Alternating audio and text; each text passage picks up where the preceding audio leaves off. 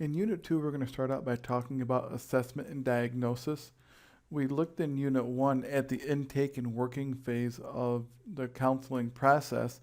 We're going to look at how we make decisions and come up with clinical or clinically supported impressions of individuals through assessment and through diagnosis. Keeping in mind that we won't be doing any formal assessment or formal diagnoses in class, but we will be using examples and practicing. So keep in mind that if you are going to go onto a master's program, you will practice diagnostics and using assessments for actual clients, but we will be using examples and other non-threatening or low-risk situations. So for assessment and diagnosis, we're talking about gathering information as a way to typify, validate, infer, or characterize someone in treatable terms. People have gone through a lot of effort to come up with ways to help people with certain issues. And if we use these assessments, then we can figure out if somebody will respond well to some of these already known ways of treating somebody. So the assessment is not the way that we treat somebody. The assessment is a way that we look at an individual to determine if there is already a way that has been known to help people that have the same characteristics as them. That's the same thing as diagnoses. When we diagnose somebody using any one of the DSM-5 diagnoses, we're not doing it to treat them or to figure out what's wrong with them. We're doing it so that we can figure out the best course of action based on the information that's already available. People are infinitely unique, meaning that we are not the same. Even if we look the same, come from the same family, we're not the same as somebody else. So even though we have a lot of unique qualities, there are some characteristics that can help beside treatment. There are various methods to assess, so keep in mind that one way is not better than another. An assessment can help lead to diagnosis. Remember, diagnosis is not the way that we treat somebody, it's the way that we typify their behaviors so that we can find a treatment that has been known to work with them. Diagnosis often is criticized because it doesn't seem like it's necessary or needed and that it unfairly puts somebody into a category. But again, there is some validity to why we diagnose and some helpful characteristics of diagnostics that we'll talk about a little bit later. So how do we assess somebody? There are several categories that we can use to assess somebody, several categories that assessments fit into. Among them are standardized tests, rating scales and checklists, inventories, interviews, mental status examinations, and other qualitative methods. And I know that interviews are qualitative methods, but we'll talk about some specific ones that will be used in different disciplines and some that you may have already seen before in other classes. So the standardized tests. Standardized tests are these big tests that you take where you answer lots of questions, usually true, false, multiple choice or something, in order to get some kind of response. Think of something like an IQ test. That's usually a standardized test, although an IQ test could also be considered an inventory based on how you define IQ. Again, these are not always mutually exclusive categories. Some standardized tests are inventories, etc. But with a standardized tests, they're normed on incredibly large samples, thousands of people usually. If it's a newer or more niche standardized test, maybe the sample size that they test these on will be in the hundreds, but generally you have access to a lot of people. When we use a standardized test, we know that it's been statistically validated and found reliable, meaning that across different forms and across different individuals and situations and circumstances, the test basically gets the same responses in general from people who you would expect to see the similar responses from. Think of things like achievement tests, intelligence tests, vocational tests, personality inventory, skills tests, and you'll be thinking of the standardized tests generally, these big tests that have meanings, and at the end of the test, you're going to get some kind of result that's going to tell you that you are good at one thing and bad at another, or maybe you have a certain IQ, or maybe it's something like, oh, well, you know an awful lot about your subject, like an achievement test like you've taken in high school. Lots of different types of each of the above tests, and standardized tests are usually administered by psychologists. There are some tests that can only be administered by certain people with certain credentials, like psychologists who are doctoral levels. Some PhDs. There are some where you can use the standardized test if you have a master's degree, et cetera, et cetera, et cetera. So it depends on the test.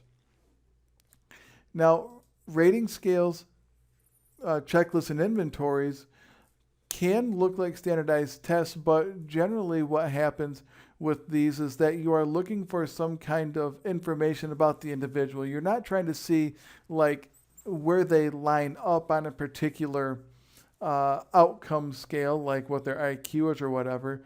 With the rating scale, checklists, and inventories, you're usually trying to find out where there are some issues, what are some things that might be going on in their life. There are some that will some checklists and inventories that will help to assign some kind of personality. Again, these things are usually built on theory. They're built on the type of niche information that you're trying to find at any given time. You're going to run into the same kind of answer types as standardized tests, where you have true, false, yes, no, they're numbered, or A, B, C, D, or something. Usually, again, administered by psychologists or other mental health providers. The Minnesota Multifaceted Personality Inventory is based on the idea that there is a known characteristic for people who have some kind of personality type.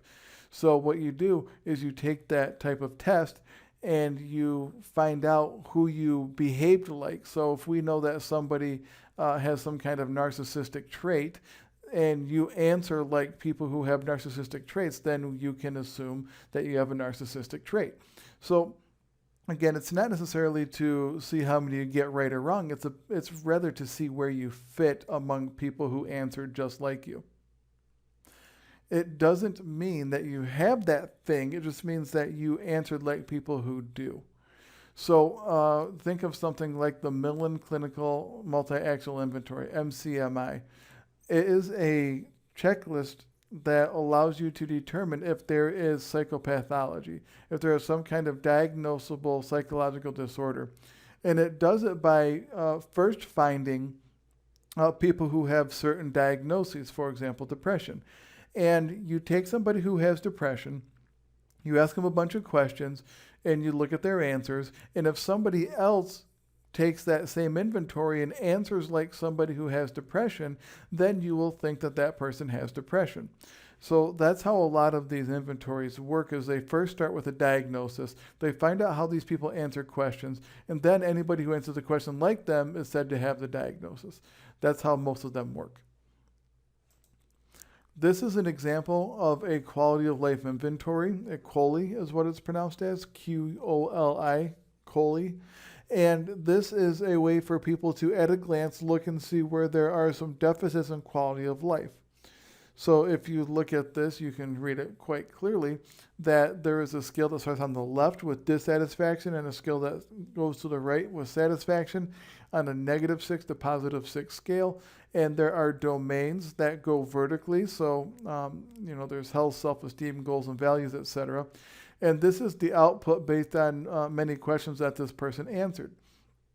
And you can see that the clear deficits that they're dissatisfied with in life are health, self-esteem, friends, and relatives. And the things that they are feeling really good about are goals and values, learning, and creativity. And then there are some that are smack dab in the middle, like children. The quality of life inventory also gives you a composite that shows where exactly they are in terms of their quality of life, and it looks like they are in the very low range altogether when you consider all the possible answers. This is a very simple inventory. It just figures out about what your quality of life is. An example of a symptom checklist is something like this, where this really just aligns with the DSM-4. This is an older checklist, but it's a really good example, where it aligns with the DSM-4's diagnostic criteria for major depressive disorder, and you put a check mark down. And you aren't necessarily looking for a particular number, but you are looking to see if certain numbers of these are selected. So if they had a 1, 4, and 5, that may not be as critical as if they had, for example, a 2, 7, 8, 9, and 10. It just depends on which ones they have checked off. what happens too is that this aligns, because it aligns with the major depressive disorder according to DSM-4. The criteria for a major depressive disorder are usually things like you must have 2 of these 4 characteristics, and then 1 of these 3, and then maybe 1 of the following for problems thinking, digestion, and feeling. So those usually you have to have 1 of each of the boxes in order to have that category. So when you have a checklist like this, you have to have some background information about which ones are necessary to be checked in order for there to be a diagnosis. If you'd like to figure out which ones those are, you can crack open your copy of the DSM-4 if you have it. Probably find one online for free now that it's an outdated version, and you can see which of these are required for major depressive disorder. Interviews are considered a qualitative method, but we're going to talk about it in its own right. So the interview can be structured or semi-structured. When you did your initial intake interview, that was a semi-structured interview where you had a checklist of things that you needed to talk about, but you did it in such a way that it felt like a conversation with the individual. That is what's necessary for a semi-structured interview. A structured interview would literally be, I'm going to read off of this script and I'm not going to deviate from it at all. So the structured interview is where we just follow one form so that everybody experiences the same information in the exact same way. Usually when you're trying to give instructions or get information related to some kind of experimental or quasi-experimental design. Again, the semi-structured is usually more open to where people can go down certain paths if they need to, or you can deviate from the order that you answer the questions, kind of like the intake interview that you did. Okay. Now, we're going to just briefly talk about the mental status examination because we're going to spend an entire class talking about it. But the mental status examination as a method of assessment is a snapshot of someone's current mental state based on multiple domains or multiple criteria. So the main areas that you want to find out about someone's mental status is their appearance. How do they look? Their attitude, how do they feel about being in the session, or how do they feel about life in that moment? Activity, whether they're fidgety, they're restless, they're completely calm, whether they have to get up, whether they tap their feet, whatever it is, we want to look at their activity. Their mood and affect, the degree to which they are expressing the same way that they feel. For example, if someone's happy and smiling and says that they've had the worst day of their life, clearly their mood, which is that they've had the worst day of their life, does not match their affect, which is the expression of their mood. So in that case, you would say that they have incongruent affect, meaning that the way that they are expressing they feel is different than the way that they report feeling. Speech and language, the type of words that they use, if they're able to use adequate words, if they make up words, if they repeat things. Lots of very interesting ways that people can express their speech. Pressured speech is a big one, where if you stop talking, does the other person feel like they have to fill the air? So are they pressured to make conversation? Somebody's thought process will be called into question. We want to figure out if they're able to stay on task, if they get distracted easily. We'll look at cognition. We'll look at short-term, long-term functioning, and whether or not they are oriented to person, place, and time. And then last is insight and judgment. Are people able to figure out a scenario? Can they make good judgments? Usually what I'll have them do is to decipher some kind of a parable or a figure of speech or something. Like I'll say, what does it mean to cry over spilled milk or to not cry over spilled milk? And they'll need to tell me what that means. Or I'll ask them a judgment question, something like, if you found an addressed and stamped envelope on the ground, what would you do with it? Just kind of asking them what they might do with it. Again, there are several correct answers to that, and usually it's not something like, well, I don't know, I would take it and I'd microwave it because it might be anthrax and then shred it, or else the government will know that I opened mail or something like that. Clearly that's an answer, but it's probably a little bit off the deep end. An example of the description of mental status exam that the book provides is replicated here. Please go back to the book if you want to read it more carefully. But what we are going to cover for the sake of our assignments kind of follows along the mental status exam that's taken from Figure 5.2 from the text. Now, qualitative methods are what give most flexibility to the counselor. Unfortunately, that means that they usually take more time.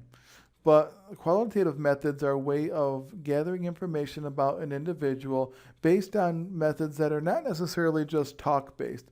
So think of things like genograms, play, you can do timelines, multiple open activities are fine to use when you're doing qualitative methods, but it's just a way to get somebody to open up.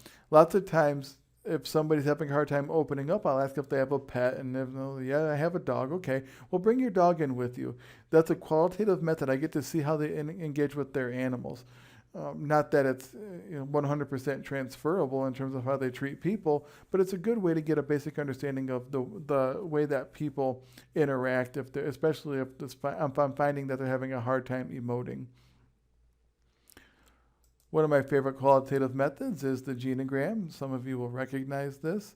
This genogram is just an example that I found on the internet. It's just a quick copy and paste job, so my apologies to the original author, but it just showed up as an image on a Google search, and I couldn't find who it actually was. Even the website was just nondescript. So this is a qualitative method. It's a genogram. You can get lots of information from this. You can see that Paul and Megan didn't have a good relationship, and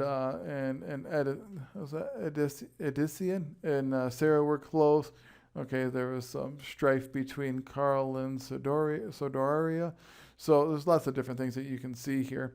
So the qualitative method is that we tell a story and draw the genogram, and then we can review it with the individual, and we can just get information. So it's a very open way to combine an interview, some artistic stuff, and some open expression as a way to gather lots of information.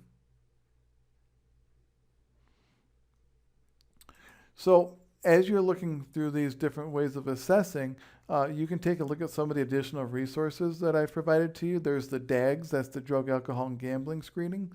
It's a really good way to see if somebody has any kind of addictive personality. I'm trying to think. I mean, addictive personality is kind of a casual way of saying it, but if somebody is interested in overdoing or overindulgence, usually it'll show up on the DAGs, where they'll have a drug, alcohol, or gambling problem, or a combination of them. The suicide questionnaire is a good questionnaire too. We'll be using that or looking at that when we talk about suicide, so be familiar with that. The MP Depression Inventory, which I had in this presentation, will be there as well. You can take a look at that. The Holmes and Ray Stress Inventory is a really good one that allows you to look and see where people are experiencing stress in their lives. It can be very important just to look at that list and say, you got a lot of things that are going on in your life. Tell me about these things. How are they impacting you? And some of you have probably already done the Holmes and Ray Stress Inventory at some point or another. It's a way to take a look and see how things are stressing you in life and orders them based on what is most stressful to least stressful. It even tells you that if you score above a certain number, then you are likely to experience some kind of physical issue in the next 6 years or 6 months or whatever it is. I forget what that number is. The Burns Depression Checklist is a pretty popular one. It's just a way for people to express when and in what domains they are seeing depression in their lives. There's also a guide to the mental status exam. There are some longer ones and some shorter ones, so this one's kind of right there in the middle. And then the mental status examination definition of terms would be good for you to know, especially for the mental status exam assignment that will be due later on in the course. So those are additional resources. That is the presentation on assessments. Again, this is an exposure to assessments. We're not going to necessarily work through any one of them or put them into practice, mostly because we don't have license to do it, and it's something that we will reserve for a master's level program, because you'll have one class in psychodiagnostics or something like that, and you will do all you need to do with the assessments. So this is an exposure class for that. Next time, we will talk about mental status exam, which is in itself an assessment strategy, but it deserves to have its own space because it's big enough and it's used in every single milieu that we want to make sure that we are giving it due diligence. So we will cover the mental status exam next time.